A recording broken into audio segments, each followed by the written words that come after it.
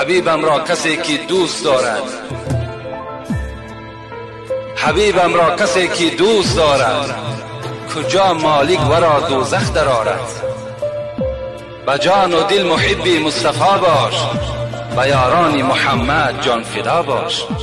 حضرت مولوی میگوید هر کسی که محبت محمد اگر در دلش داشته باشد وای اصلا وارد دوزخ نمی شود.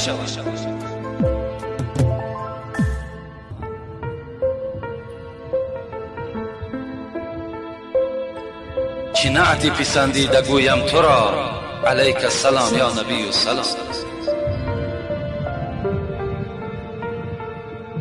حضرت سعدی هم میگوید چی نعت بگم ای پیغمبری خدا، چگونه من تو را وصف کنم، چی وصفت کند سعدی ناتمام، علیک السلام یا نبی السلام.